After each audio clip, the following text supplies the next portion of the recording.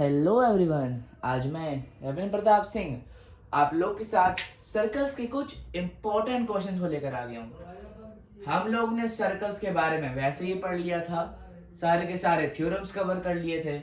आज हम लोग जो है उसी चैप्टर के रिलेटेड कुछ इम्पोर्टेंट क्वेश्चंस करने जा रहे हैं। ये जो इम्पोर्टेंट क्वेश्चंस हैं बहुत ज़्यादा चांस है कि आपके एग्जाम में आए। इनमें से 2 क्वेश्चन आपके एनसीईआरटी टेक्स्ट बुक में ही है।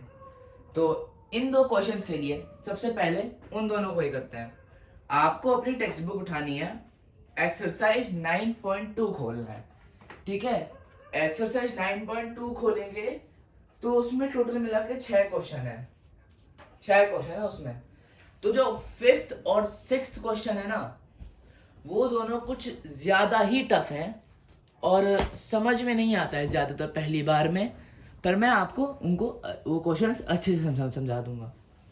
तो क्वेश्चन एक्सरसाइज 9.2 ऊपर हेडिंग डाल लेते हैं, एक्सरसाइज 9.2। ये हमारा क्वेश्चन नंबर 5। ये दोनों ही क्वेश्चन काफ़ी लंबे हैं तो मैं बोर्ड पे नहीं लिख पाऊंगा, तो मैं बस सॉल्यूशन बोर्ड पे कराऊंगा। ठीक है ना, आप लोग बस फोकस रखिएगा अपना। Question number 5। 3 girls Reshma, Salma and Mandeep are playing a game by standing on a circle of radius 5 meter drawn in a park. Reshma throws a ball to Salma, Salma to Mandeep, and Mandeep to Reshma. If the distance between Reshma and Salma and Mandeep is 6 meter each, what is the distance between Reshma and Mandeep? 3 लड़कियां हैं, रेशमा, सलमा और मनदीप। एक circle है जिसका radius 5 metre है और वो उस सर्कल पे पॉइंट पे खड़ी है। एक रेशमा ने एक बॉल सलमा को फेंकी, सलमा ने मनदीप को फेंकी और मनदीप ने रेशमा को फेंकी। अगर जो दूरी है रेशमा और सलमा के बीच में और सलमा और मनदीप के बीच में, वो दोनों ही दूरी 6 मीटर है, तो हमको रेशमा और मनदीप के बीच में का जो डिस्टेंस है वो निकालना है। तो हमको निकालना है टेक्निकली रेशमा और मनदीप का डिस्टेंस। तो जो इनका नाम है उनके लेटर से हम इसको डिनोट करेंगे, उनका जो पॉइंट होगा जहाँ पे वो स्टैंड है, अभी खड़ी है। पहले क्या करेंगे, हमको डायग्राम बनाना है। डायग्राम भी इसका काफ़ी टफ ही है कह सकते हैं, पर उतना भी टाइम नहीं लगेगा। ये है मेरा सर्कल। ठीक है, सर्कल को सेंटर दे देते हैं, एक सेंटर दे देते हैं ओ। ये हम लोग इसे रेडियस मार्क कर देते हैं ओ ए 5। ठीक है, मैं यूनिट नहीं लिख रहा अभी, तो ये हमने मार्क कर दिया है। उसके बाद हमको रेशमा, सलमा और मनदीप की डिस्टेंस मार्क करनी है। रेशमा को यहाँ, सलमा को यहाँ और मनदीप को यहाँ करते हैं। अब हमको जो है ना इन तीनों को ज्वाइन करना है, रेशमा, सलमा और मनदीप को।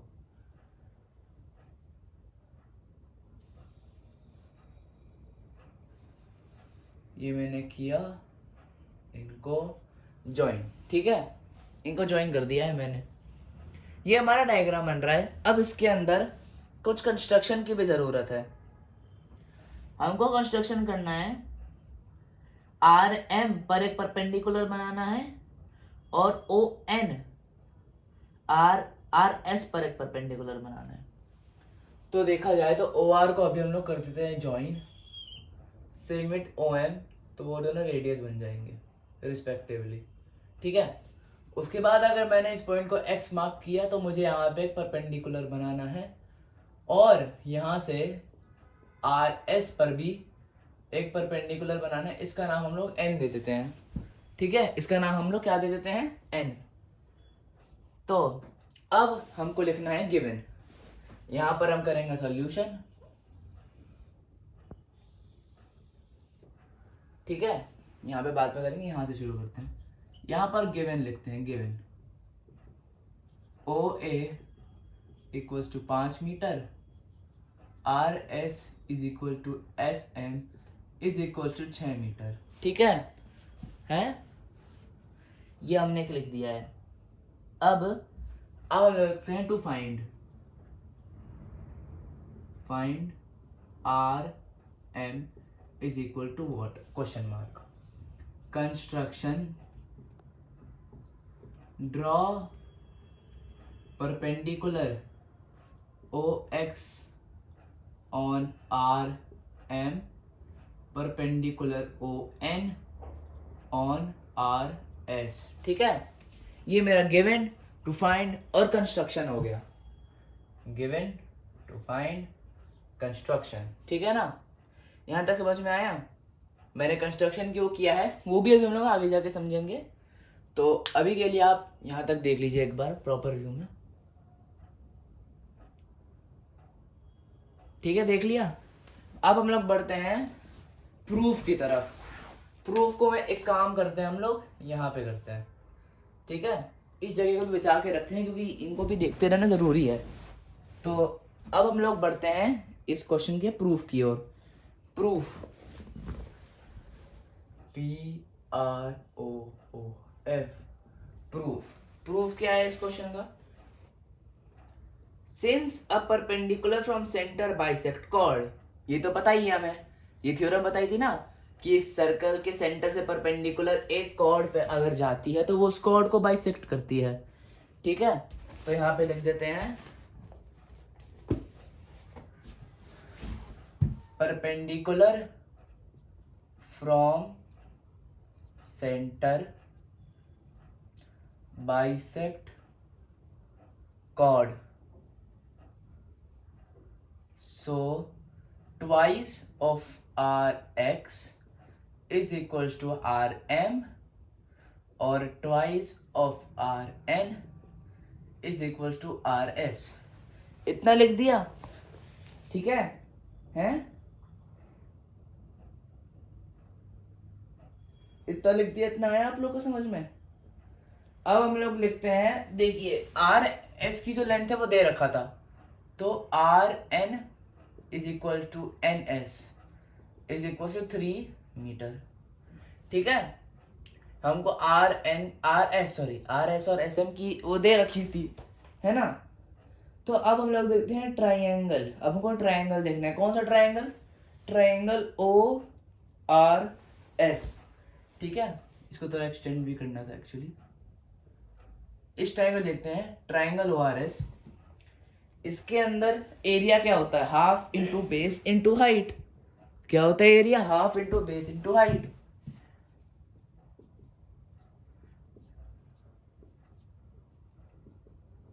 ठीक है ना? तो अब हम लोग लेते हैं हाफ इंटू RS, नहीं, half into RX into base. क्या है वो? OS। आप लोग थोड़ा सा अपना व्यू टेढ़ा करिए, इस व्यू से देखिए कि जो आपका OS हो ना वो बेस हो। आप इस व्यू में देखना कि OS जो है वो बेस हो। अगर आप इस व्यू में देखोगे कि OS बेस है तो OS तो बेस है ही, और तो और RX आपका वो आ जाएगा हाइट। ठीक है ना? RS क्या आ जाएगी? आपकी हाइट आ जाएगी। RX तो हाफ इंटू 5 क्योंकि OS है इंटू RX, तो 5RX अपॉन 2। ये है हमारा पहला कदम इस क्वेश्चन के सॉल्यूशन की ओर। ठीक है, अब देखते हैं ट्राइंगल ONR। ट्राइंगल ONR देखा, तो उसके अंदर हमको ये दे रखा है कि RN जो है, जो हमारा RN है वो 3 है, और जो हमारा OR है वो 5 है। तो अगर हम लोग पाइथागोरस थ्योरम लगाएं, बाय पाइथागोरस थ्योरम, अब मैं पूरा तो लिखूंगा नहीं, इतना तो आपको आता ही होगा। हमारा वो निकल जाएगा ON कितना आएगा हमारा? 4। 5 का स्क्वायर माइनस 3 का स्क्वायर हो जाएगा ना? ठीक है ना? 5 का स्क्वायर माइनस 3 का स्क्वायर हो जाएगा। अब हम लोग जो है वापस से ही ट्राइंगल ORS पर जाते हैं। ठीक है, ट्राइंगल ORS पर ही जाएंगे। आप लोग को दिख तो रहा है ना?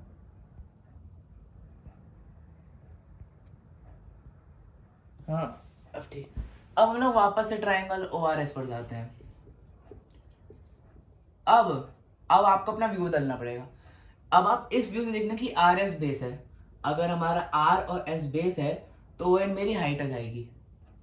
तो 1/2 इंटू 6 क्योंकि RS की लेंथ गिवन थी, इंटू 4 क्योंकि ON हाइट है, कट गया 12 मीटर स्क्वायर। अब ये देखिए क्योंकि ये जो हाइट है ना, ये जो मतलब एरिया है, ये इसी के बराबर, क्योंकि ये दोनों सेम ट्राइंगल का है। तो अगर मैंने इसको इक्वेशन 1 कर दिया और इसको इक्वेशन 2 कर दिया, from first and second 5RX upon 2 equals to 12, RX equals to 24/5। ठीक है ना? अब RX मेरा निकल गया और मुझे ये भी पता है कि जो ट्वाइस है RX का जो ट्वाइस है वो RM के बराबर है, और निकालना मेरे को RM ही है। तो मैं इसको 24/5 इंटू 2 नहीं कर सकता, ताकि इस इंटू 2 क्यों किया था कि RX हट सके और RM बन जाए। ये क्या है मैंने बताया था ना, इसलिए परपेंडिकुलर कंस्ट्रक्ट किया था मैंने। तो ये हमारा आ जाएगा 48/5। कैलकुलेट करने पे क्या आएगा? 9.6 मीटर्स। ये है हमारा फाइनल आंसर। ये पूरा का पूरा सॉल्यूशन देख लीजिए आप एक बार। प्रूफ मैंने उतना भी लंबा नहीं लिखा। वापस समझाता हूँ क्या किया। पहले मैंने कंस्ट्रक्शन से OX और ON परपेंडिकुलर बनाए। उसके बाद मैंने ट्राइंगल ORS लिया जिसमें OS बेस है, तो मेरी RX हाइट आ जाएगी। तो 1/2 इंटू बेस इंटू हाइट जो मेरा इक्वेशन निकली वो 5RX/2 निकला, एक्सप्रेशन मतलब। और फिर मैंने ट्राइंगल ONR लिया जिसके अंदर पाइथागोरस थ्योरम से मैंने ON 4 निकाला। फिर मैंने वापस ट्राइंगल ORS पे गया, उसके अंदर इस बार मैंने RS को बेस लिया जिससे ON मेरा हाइट बन जाएगा। उससे मेरा 15 मीटर स्क्वायर एरिया आ गया, क्योंकि 15 मीटर स्क्वायर और 5RX/2 मीटर स्क्वायर वो दोनों सेम ट्राइंगल के थे, तो वो दोनों बराबर हो गए। जिससे मेरा RX आ गया, क्या आया बताओ? 24/5। अब क्योंकि ट्वाइस ऑफ RX RM के बराबर था, तो RM 24 इंटू 2/5 हो जाएगा, जिसको हम लोग सॉल्व करने से मेरा 9.6 मीटर आ गया। ठीक है, इतना समझ में आया आप लोग को? इसका सॉल्यूशन थोड़ा बहुत लंबा है, उतना भी वैसे लंबा नहीं, समझना काफ़ी ट्रिकी था, पर हाँ उतना भी मुश्किल नहीं है अगर हम लोग को अच्छे से आता हो। ऐसे ही क्वेश्चन एग्जाम में आते हैं जिसके अंदर फिर हम लोग का बत्ती गोल हो जाती है दिमाग की, है ना? इस क्वेश्चन को एकदम ध्यान में रखिए, ये क्वेश्चन काफ़ी इंपॉर्टेंट क्वेश्चन है। ठीक है, तो अब मैं बोर्ड को मिटा रहा हूँ क्वेश्चन नंबर 6 की ओर बढ़ते हैं।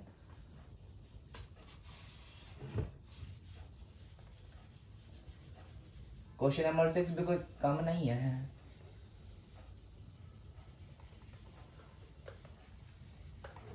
आप लोग ने प्रूफ तो लिख ही लिया होगा अब तक, कॉपी पेन लेके बैठा थे। ठीक है, क्वेश्चन नंबर 5 समझ में आया आप लोग को? आशा करता हूँ आ गया हूँ, है ना? अब हम लोग अगले पड़ाव की ओर बढ़ते हैं, वो है हमारा क्वेश्चन नंबर 6। ये क्वेश्चन भी काफी उस टाइप का है, कठिन कह सकते हैं, डेविड वाला। Question number 6। ये क्वेश्चन क्या कहता है? अब पहले देखते हैं कि क्वेश्चन हमें क्या कहना चाहता है। ठीक है, ये देखते हैं कि अभी हमारा क्वेश्चन को क्या कहना चाहता है। Question number 6, a circular park of क्या radius 20 metre is situated in a colony.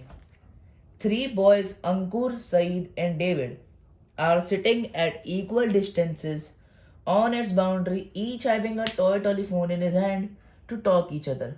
Find the length of the string of each phone. एक गोल पार्क है जिसका रेडियस 20 मीटर है। उसमें 3 लड़के अंकुर, सईद और डेविड इक्वल डिस्टेंस पे है, यानी कि जो डिस्टेंस अंकुर और सईद के बीच में है वो ही सईद और डेविड के बीच में है, और वो ही डेविड और अंकुर के बीच में है।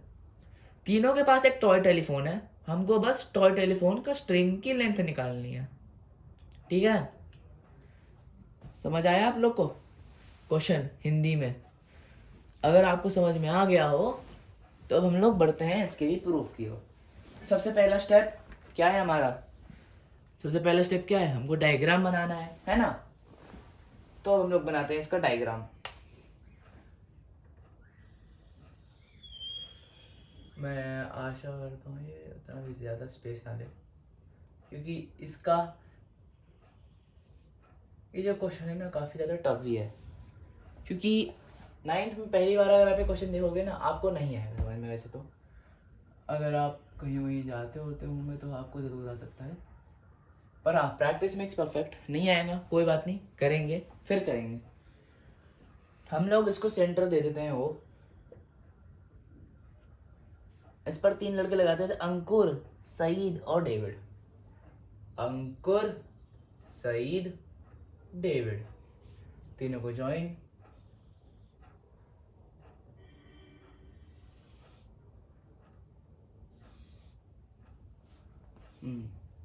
अब हमको ना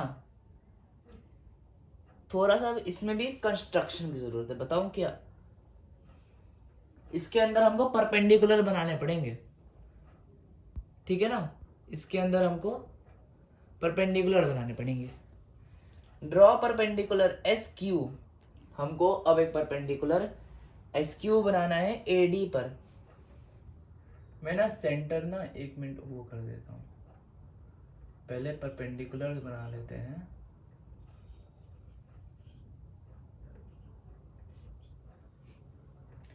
एस क्यू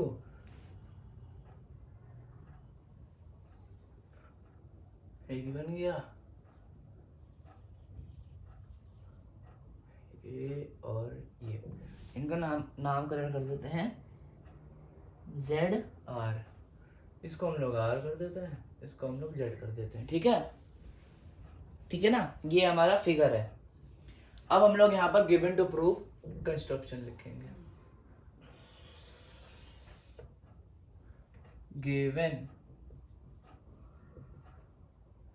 गिवन क्या है? S equals to H D equals to A D. ठीक है ना? हमारा जो रेडियस है वो है 20 मीटर।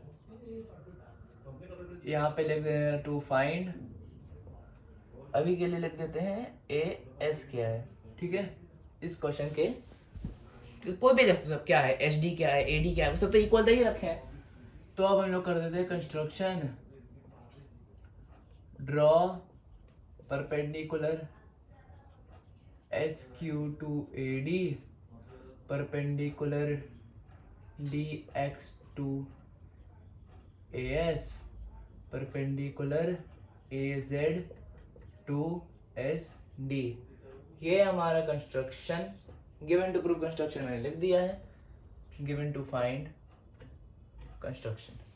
अब हम लोग बढ़ेंगे इस क्वेश्चन के प्रूफ की ओर। ठीक है, तो इस क्वेश्चन का प्रूफ क्या कहता है? कहता क्या है हमको तो अब सॉल्व भी करना है खुद से। तो शुरू किया जाए। ऐसे क्वेश्चन जो है ना, 1-2 बार अगर आप मतलब अच्छे से एक बार आप समझ लो ना, तो आपको ऐसे क्वेश्चन अगर किसी और दिन मिल जाए ना, वो हो जाएगा आपसे। Perpendicular from centre bisect the chord, ये भी एक थ्योरम थी ना, अभी पिछले क्वेश्चन में भी इस थ्योरम का काम आया है। देखा ना थ्योरम का कितना काम आता है। जो आखिरी के 3 थ्योरम्स है ना, उनका ज्यादा काम नहीं है, पर पहले का बहुत काम है। ठीक है, perpendicular from centre bisect chord, यानी कि half AD equals to half HD equals to half AS. If AD equals to X, then तो ये 3 हो गए, half AD equals to half HD equals to half AS is equals to x upon two, क्योंकि अगर मैंने A D x लिया है तो फिर ये मेरा एक्स अपॉन टू आ जाएगा, है ना भाई। तो अब आगे क्या कहते हैं, O S is equals to O D is equals to 20, centre तो दिया ही नहीं। O S equals to O D equals to O A, क्यों, रेडियस है ना ऐसा, सारे के सारे रेडियस ही तो है ना। अब हम लोग लेते हैं triangle, in triangle A S Z, कौन सा, ए एस जेड, ये ट्राइंगल, ठीक है ना। इसके अंदर हमको लगाना है पाइथागोरस थ्योरम। क्या पाइथागोरस थ्योरम, ये कैसे, ए एस का whole square equals to S Z का whole square plus A Z का होल स्क्वायर, है ना। यानी कि ए एस का, एक सेकंड ट्राइंगल लिख देते हैं, in triangle A S Z, A S का whole square equals to S Z का whole square plus A Z का होल स्क्वायर, यानी कि ये पूरा ए एस मैंने एक्स माना तो एक्स का whole square upon X square by 4 का whole square plus A Z का होल स्क्वायर, ठीक है, ए जेड का होल स्क्वायर, यानी कि ए जेड स्क्वायर हो गया मेरा ए जेड स्क्वायर क्या हो जाएगा, x square minus x square upon 4, यानी कि क्या, 3x स्क्वायर अपॉन 4,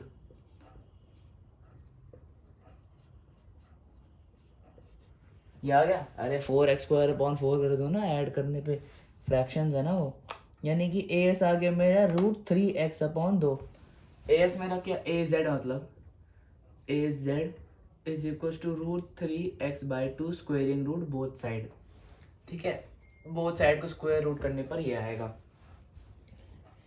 अब हम लोग देखते हैं triangle O Z S, O Z S मतलब कि वो ट्राइंगल ए एस जेड का ही एक पार्ट है, ओ एस जेड, ठीक है?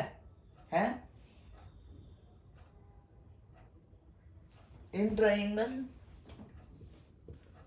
ओ जेड एस ये क्या होगा, ओ एस का whole square is equals to O Z का whole square plus S Z का होल स्क्वायर, है ना। ये हो जाएगा। आप ना ऊपर का एक बार देख लीजिए, पूरा समझ लीजिए, क्योंकि इसको मिटाने की ज़रूरत पड़ जाएगी शायद, या तो हो सकता है ना भी पड़े, क्योंकि जगह तो है यहाँ पे। तो मैं यहाँ पर एक लाइन खींच देता हूँ, आप लोग बस इतना जान लीजिए कि इसका सॉल्यूशन यहाँ पर है, ठीक है। ओ एस मेरा 20 था, तो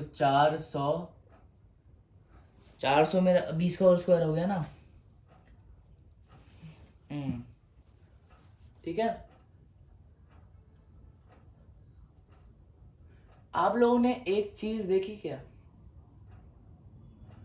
अगर मैंने क्या निकाला था, ए जेड निकाला था ना, है, ए जेड निकाला था, ए जेड मेरा क्या आया था, √3x अपॉन 2, और मेरा जो ओ ए है वो क्या था, 20 रेडियस, तो ए जेड माइनस ओ ए, मेरा ओ जेड निकल जाएगा ना, है। तो मेरा ए जेड क्या था, मेरा √3x बाई 2 माइनस 20 का होल स्क्वायर। देखा, इसके अंदर भी इक्वेशंस हैं, पॉलिनोमियल्स बहुत खतरनाक चैप्टर है ना भाई, पॉलिनोमियल्स है भी थोड़ा सा, plus X square upon 4 S Z हो गया ना मेरा, ठीक है। ये मेरा आ रहा है अब, तो मेरा आ जाएगा फिर 400 equals to 3x square by 4 minus 400 plus X square by 4, ठीक है, प्लस हो जाएगा ये तो, वैसे ये मेरा कट गया, ठीक है ना। अब एक चीज और, अभी तक आप लोगों को समझ में आया ना, बता दीजिएगा, आपको कुछ प्रॉब्लम हो तो मुझे एकदम बता दीजिएगा। √3x by 2 into 20 into 2 plus X square by 4, ये मैंने क्यों कर, ये मैं क्या बोल रहा हूँ, आप लोग को ये लग रहा होगा मैं आखिर बोल क्या रहा हूँ, है ना। x²/4 को मैं और क्या लिख सकता हूँ, सोचिए एक बार।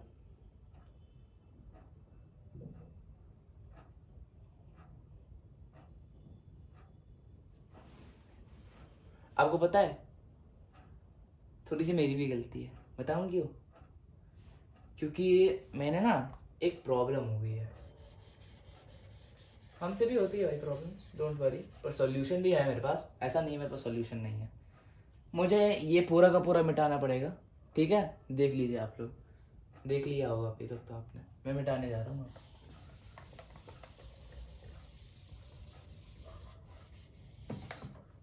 तो अब हमको करना है वापस से, मैं वापस से ट्राइंगल OZS से शुरुआत करता हूँ।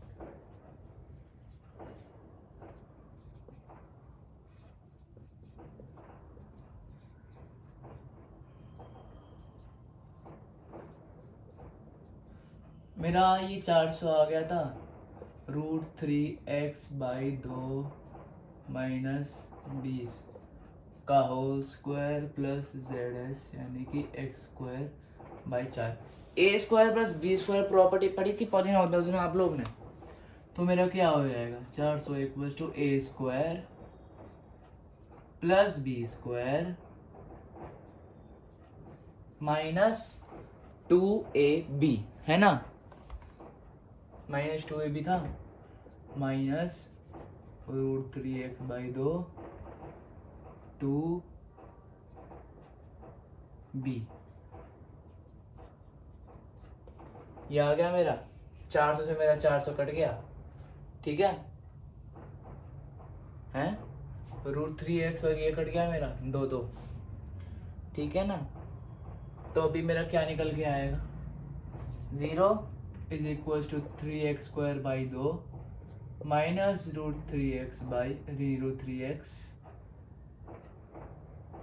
-√3x × 20 + x²/4, ये मेरा अभी आ रहा है इक्वेशन, है। इन दोनों को अगर हम लोग देखा जाए, अगर हम लोग इसको वो करेंगे तो क्या आएगा, इसको इससे मल्टीप्लाई करना पड़ेगा, हैं।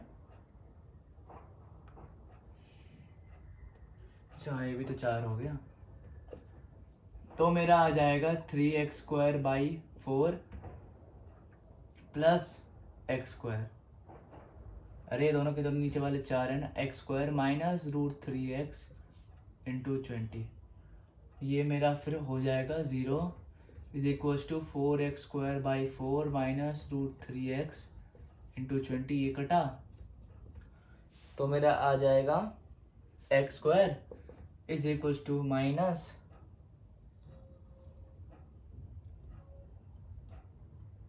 ठीक है, यहाँ तक आपको समझ में आ रहा है। क्वेश्चन काफ़ी वो है, मैं वापस से आप लोग को एक बार ब्रीफली समझा दूंगा। तो 4x² से मेरा 4 कट गया, तो मेरा x² -√3x × 20 आ गया, जिससे मेरा x की वैल्यू निकल के आ जाएगी 20√3।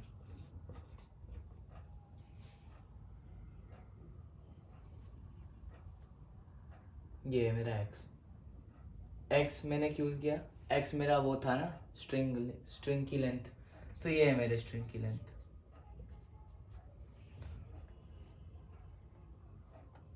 इसे गलती हो गई ना, इसलिए आपको प्रॉपर्ली समझ नहीं आया होगा शायद, मैं आपको वापस समझाता हूँ। मैंने perpendicular from centre bisect the chord लिया, तो अगर मैंने AS HD और AD इक्वल है और उनका x माना, तो उनका हाफ हो जाएगा x/2। उसके बाद मैंने ट्राइंगल ASZ लिया, उसके अंदर मैंने पाइथागोरस थ्योरम से AS का होल स्क्वायर = AZ का होल स्क्वायर प्लस SZ का होल स्क्वायर, यानी कि x² = x²/4 + AZ का होल स्क्वायर। तो AZ का होल स्क्वायर मेरा आ गया 3x²/4, जिससे मेरा AS की वैल्यू √3x/2 आ गई थी। फिर मैंने ट्राइंगल OSZ लिया, उसके अंदर क्योंकि OS मेरा रेडियस था, तो OS का होल स्क्वायर = OZ का होल स्क्वायर प्लस SZ का होल स्क्वायर। तो OZ मैंने कैसे निकाला, ए जेड माइनस ओ ए मेरा ओ जेड हो जाएगा। तो √3x/2 माइनस 20 का स्क्वायर मेरा हो गया ओ ए।